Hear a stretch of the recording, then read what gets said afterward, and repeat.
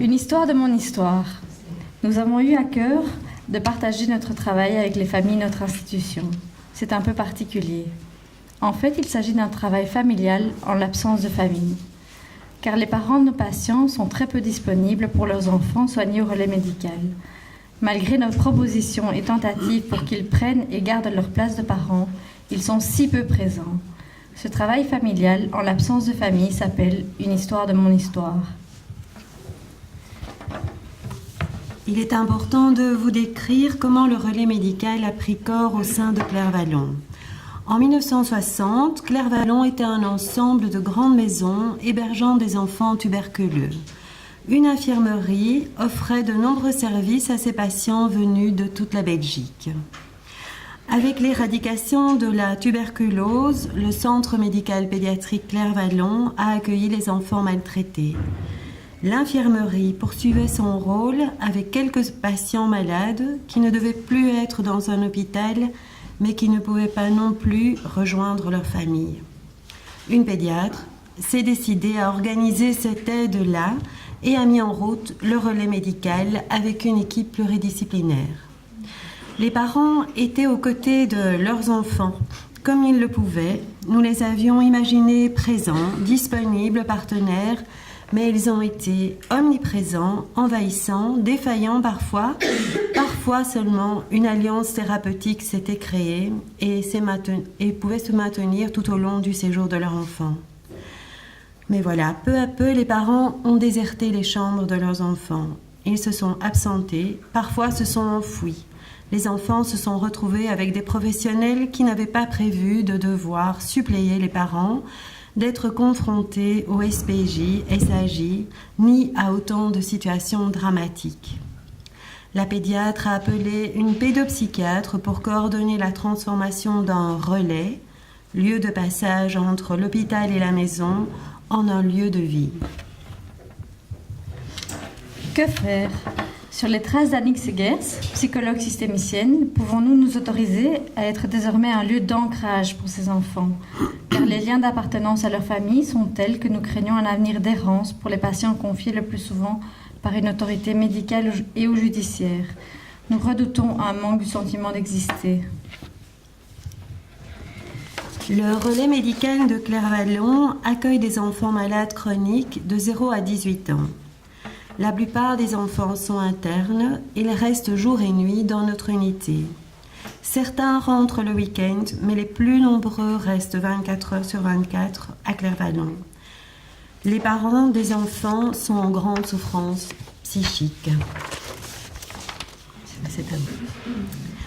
Comment donner du sens à l'absence, la discontinuité, l'imprévisible des rencontres ? Comment préserver leur cohérence et cohésion interne quand les enfants s'effondrent, s'enragent, ne rient plus et errent dans le relais médical après une visite qui n'a pas eu lieu? Comment transmettre aux enfants une histoire de leur histoire en l'absence de leurs parents, pour qu'ils puissent ressentir qu'ils ne viennent pas du néant et qu'ils s'ancrent dans leur port d'attache et puis dans d'autres ports, qu'ils sont nés de parents, qu'ils ont des traces d'un passé relationnel, qu'il y a une histoire, que l'absence a un sens. Parfois détenteurs, parfois dépositaires, nous sommes témoins de leur histoire. Nous ne sommes plus uniquement des thérapeutes. Nous devons être archivistes, photographes, notaires redistribuant un héritage. Nous occupons une fonction parentale. Nous ressentons que nos patients pourraient s'apaiser et continuer à se construire si nous leur racontons une histoire de leur histoire, notamment ce que nous avons décelé de la mythique familiale et que nous pouvons partager. C'est un travail collectif, car chaque membre de l'équipe porte une facette de l'histoire de la vie de chaque enfant. Ce travail est pluridisciplinaire, il doit être coordonné. Cette histoire ne nous appartient pas comme elle appartient à une famille. Nous avons à la rendre à nos patients sans faire effraction, pour leur permettre de continuer à construire leur histoire. Pour pouvoir s'ancrer, chaque enfant a besoin de se raconter une histoire de son histoire. Mais pas seulement pour la connaître, il faut qu'il en fasse quelque chose, que cela soutienne son développement et ses capacités à trouver sa place dans les groupes qu'il rencontrera. Le relais médical ne peut plus être uniquement un lieu de passage entre l'hôpital et la maison. Les enfants grandissent à nos côtés. Pour certains d'entre eux, Claire Vallon leur confère une identité d'appartenance.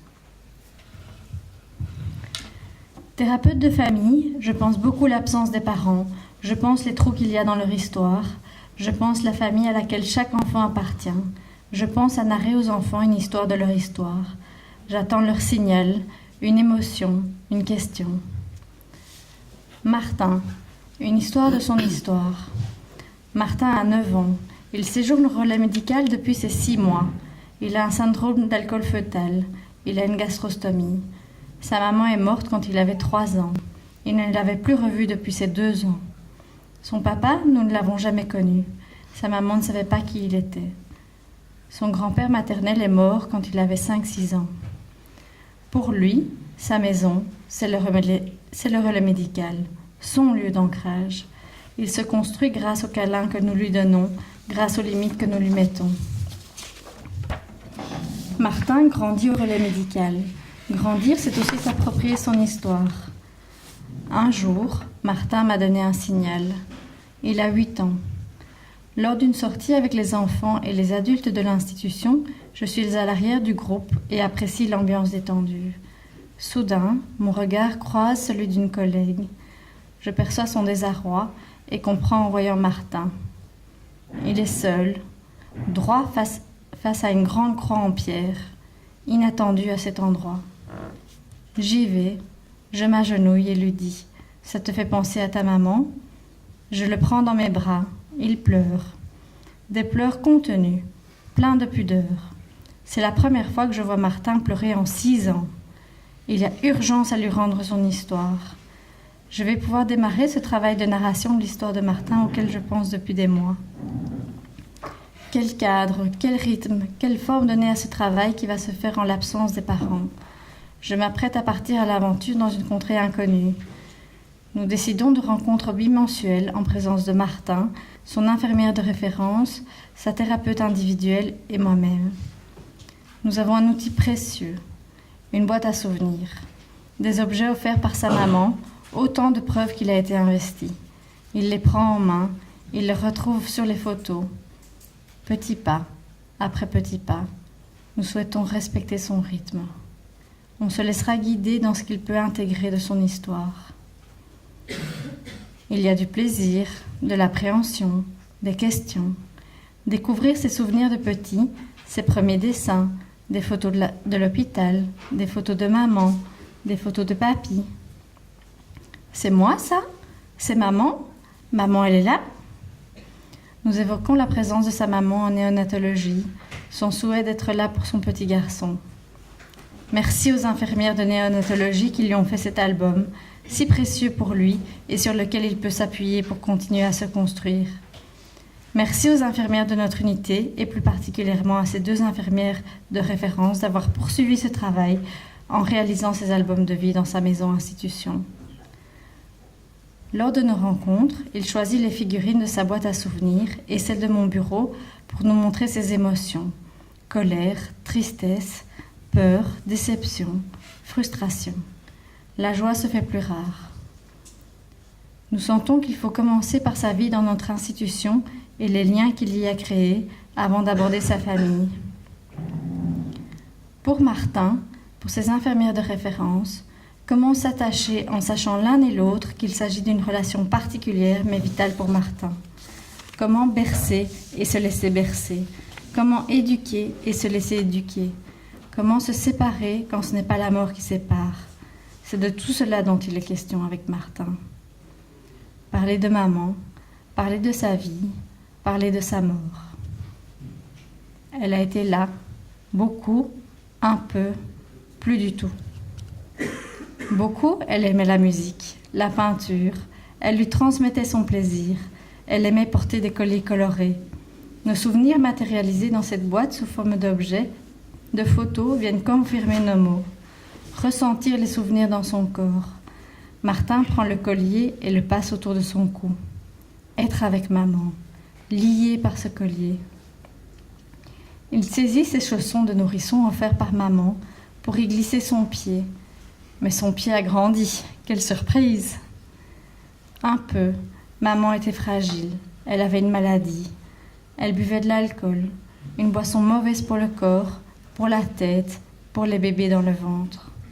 Elle aimait Martin, mais c'était si difficile d'être maman. Plus du tout. La maman de Martin est décédée, morte comme disent les enfants. Mais elle est où? Au cimetière. Elle a choisi de se faire incinérer. Qu'est-ce que cela représente pour Martin? Quel chemin pour l'accompagner? Martin n'a jamais été au cimetière voir où était sa maman. Je pense qu'il est important de sortir de mon bureau, faire des plaques commémoratives pour sa maman, pour son grand-père. Aller au cimetière avec Martin, sa thérapeute, son infirmière et moi-même. Douloureuse, mais importante étape. Nous nous armons de courage et l'accompagnons. Maman et papy ont une maison au cimetière. Martin peut dorénavant se représenter où ils sont. Laisser une place à la famille de Martin m'est apparu comme une évidence pour qu'il puisse poursuivre sa route. Comment continuer à avancer sans savoir d'où l'on vient? D'où vient Martin? De sa maman et d'un papa, ou plutôt d'un géniteur. La maman de Martin était confuse quant à l'identité du papa de Martin. Ce que nous savons, c'est que ce monsieur ignore l'existence de Martin. Terriblement compliqué pour Martin d'être le fils d'un inconnu qu'il s'imagine tout-puissant, avec lequel il ne pourra jamais rivaliser tant il se sent défaillant, atteint par sa maladie, pas suffisamment aimable pour que ses parents restent pour lui. Comment ne pas penser que son père l'a abandonné? Martin doit continuer à avancer. On espérait une famille d'accueil, plutôt rare pour les enfants porteurs de pathologies, et un jour, cette famille d'accueil s'est présentée. Comment l'aider à créer des liens avec cette famille inconnue, toute prête à lui faire une place? Comment trouver sa place dans cette famille sans qu'il ait le sentiment d'être chassé de chez lui, sa maison-institution? Nous l'accompagnons dans ses rencontres, craintive d'abord, puis timide et plus assurée et pleine d'émotions. Une famille vient le voir, pense à lui et va l'accueillir dans sa maison et dans son cœur. Avec l'accord de Martin et en sa présence, nous avons transmis à sa famille d'accueil une histoire de son histoire. Nous avons également été au cimetière ensemble pour que Martin sente que sa famille d'accueil puisse l'accueillir avec sa maman qui est morte, avec sa maman qui avait une maladie, avec sa maman au collier coloré. Notre présence lui a également permis de présenter sa famille d'accueil à sa maman, une manière de se sentir autorisé à investir sa nouvelle famille. Martin peut dorénavant quitter sa maison-institution, fort de tout ce qu'il y a vécu, et poser ses valises dans sa famille d'accueil. Au revoir, maison-institution. Je quitte les blouses blanches des infirmières. Au revoir à celles et ceux qui ont connu ma maman, mon papy. Au revoir à celles et ceux qui m'ont fait grandir par leurs soins, leurs limites, leurs câlins. Dans la situation de Martin, nous l'avons accompagné dans le processus de deuil de sa mère et aussi de son grand-père. Il s'est apaisé en écoutant nos témoignages, en recevant son héritage. Il s'est davantage ancré dans sa famille, s'en est différencié et a pu s'ancrer dans une famille d'accueil. Nous pensons aussi que parce que sa famille d'origine a été reconnue dans ses compétences et son attachement à cet enfant, que nous avons été des partenaires parentaux, que Martin a pu devenir ce petit bateau capable de trouver refuge et réconfort dans un autre port d'attache. Martin peut s'appuyer sur nous pour s'approprier une histoire de son histoire, car sa maman est morte. Il peut s'inscrire dans l'histoire que nous co-créons avec lui. Harry. Une histoire de son histoire. Martin a quitté le relais médical quand nous démarrons le travail avec Harry. Le travail avec Martin a été intense en émotion et en investissement. Le travail avec Harry a débuté il y a 2 ans, quand Harry avait 4 ans et demi. Nous avons dans l'idée que nous emprunterons avec lui le même chemin, mais cela ne va pas aller tout seul. Le dispositif est le même et consiste à rencontrer Harry avec son infirmière de référence, sa psychologue individuelle, et moi-même, à raison d'une fois tous les 15 jours. Je suis née en hiver. Comme pour tous les bébés, le service de maternité me fait le test de Guthrie. Je rentre chez mes parents. Dans mon berceau, je suis protégée par le chien de la famille. Il monte la garde. Je suis en sécurité. Le test s'avère malheureusement positif. Harry a une maladie métabolique très grave, autosomique récessive. Les 2 parents d'Harry sont porteurs du gène qui donne la maladie, mais qui ne s'exprime pas si un seul des parents transmet le gène atteint. L'hôpital cherche à joindre ses parents, sans succès. Il faut retrouver ce bébé de toute urgence. L'hôpital fait appel à la police. Harry est à la maison depuis 3 semaines. La police débarque à la maison et prend le bébé pour l'amener à l'hôpital. Il a besoin de soins immédiatement. De mon séjour en pédiatrie, j'apprends que ma maman était là à mon arrivée, mais qu'elle ne s'occupait pas de moi comme j'en avais besoin. Elle s'énervait quand l'équipe pédiatrique lui demandait de s'occuper de moi. Ma maman a commencé à moins venir quand elle a appris que j'allais être placée à l'hôpital par le SAJ. Je vais moins bien depuis que ma maman est moins présente près de moi. Maman est sans port d'attache, elle vagabonde, elle ne se sent pas être devenue une mère. Mes bras sont arqués, j'ai les jambes et les bras en arrière. Les infirmières ont des difficultés à me porter dans leurs bras. J'ai la tête lourde, je ne me laisse pas aller. J'ai 6 mois et demi, je babille, j'aime le bain. Il faut chercher mon regard, j'évite le regard de maman. Le personnel pédiatrique de l'hôpital s'inquiète. Il parle d'un attachement insécure. L'équipe soignante est à la fois touchée par la maman et son histoire personnelle douloureuse, jalonnée d'insécurité, d'abandon et d'institution, mais également irritée par son immaturité et son manque d'investissement envers Harry. Elle a un passé anorexique. Aujourd'hui, elle consomme de la drogue. Comment devenir mère à 17 ans d'un enfant atteint d'une maladie grave et incurable? Harry risque d'avoir une espérance de vie limitée. Personne ne sait quand et personne n'en parle. Ma maman a beaucoup de choses dans la tête. Papa et maman se disputent beaucoup. J'ai la tête qui tourne, moi. Le papa d'Harry a 27 ans. Il a un parcours psychiatrique, dépressif, insomniaque, toxicomane. Les parents d'Harry forment un couple à 3. Monsieur est avec une autre femme quand madame est enceinte. La maman de Harry a pu nous dire bien des années plus tard qu'elle a été dépossédée de son fils. Elle n'a pas pu lui donner le prénom qu'elle avait choisi pour lui, l'autre femme voulant être la mère de Harry. Elle ne pouvait lui donner le biberon. J'ai besoin de soins médicaux et infirmiers constants. Il me faut une vigilance de tout instant. Manger, se nourrir, être nourri. Tout ce qui rentre dans mon corps est contrôlé, pesé. Ma vie est en jeu. J'ai une gastrostomie. Je peux manger par la bouche, mais je ne veux pas. Je n'ai pas de plaisir. Je ne peux ni rentrer chez mes parents, ni rester à l'hôpital. On me parle d'une institution pour prendre soin de moi. J'ai 10 mois quand j'arrive au relais médical en l'absence de mes parents. En raison des observations réalisées par le service de pédiatrie dans lequel je séjourne, le SAJ décide que mes parents viendraient me rendre visite 1 fois par mois pendant 1 heure. Cette décision vient confirmer leur mythique familial. De toute façon, on est élevé par d'autres. Le mythe est un organisateur, un ensemble de croyances qui donnent sens à la vie, à la mort, à l'insensé. La croyance de cette maman, c'est qu'une mère n'est pas bonne mère. Elle l'a appris dans sa vie. Elle laisse partir son bébé. La mythique familiale dit comment se comporter, comment sentir, comment penser. Selon Robert Neuburger, c'est dans le mythe que l'appartenance trouve ses racines. Harry a une appartenance forte à sa famille, même s'ils ne sont pas ensemble. J'ai été volée à mes parents. Je dois m'en sortir tout seul. Mes parents n'ont pas de maison. Maman a froid, il faut que je l'aide. Les parents de Harry sont très discontinus dans leur visite. Harry ne sait pas anticiper leur absence. Son sentiment d'avoir été volé à ses parents vient donner une confirmation de l'explication mythique du manque de lien. Leur mythe a été sollicité comme tentative de solution à la résolution de l'angoisse.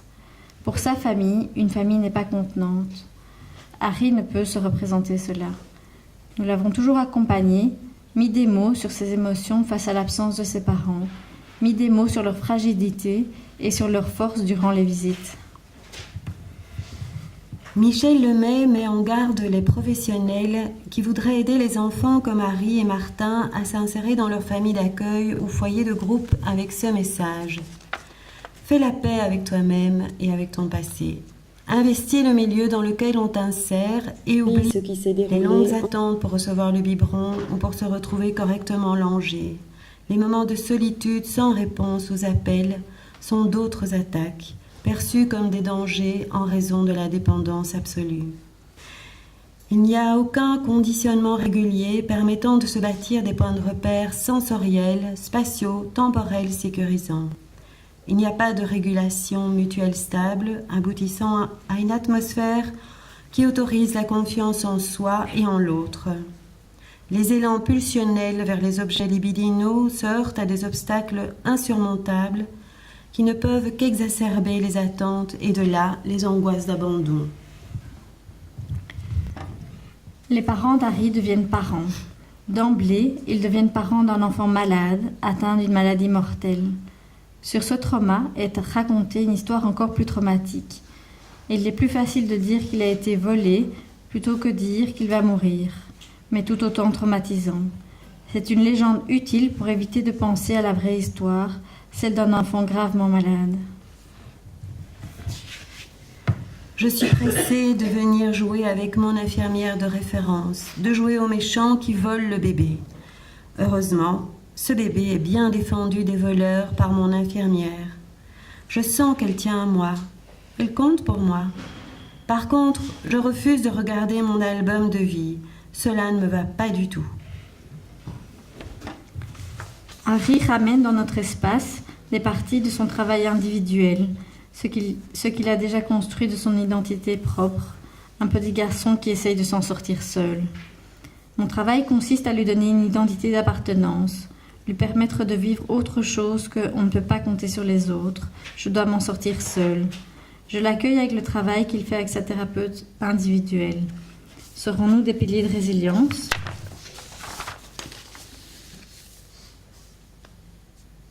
Nous accompagnons Harry à apprivoiser son histoire pour pouvoir faire autrement, permettre à Harry et à ses parents d'opérer une greffe mythique.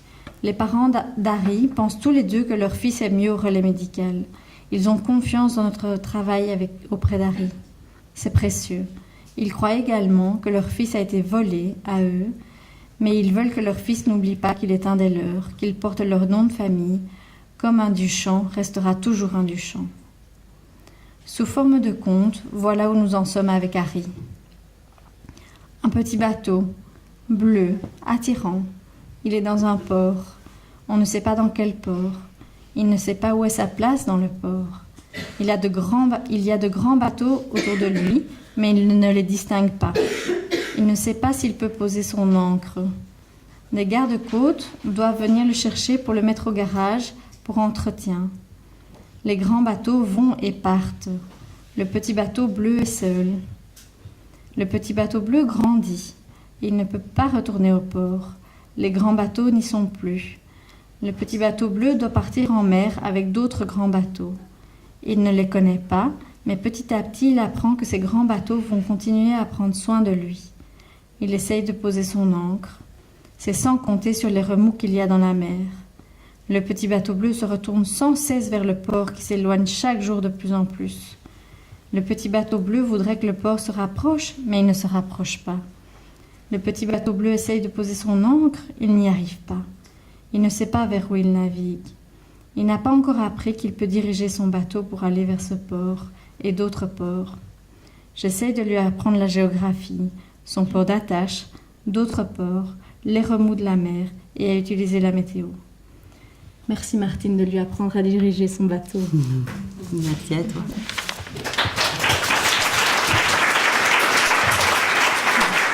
Merci.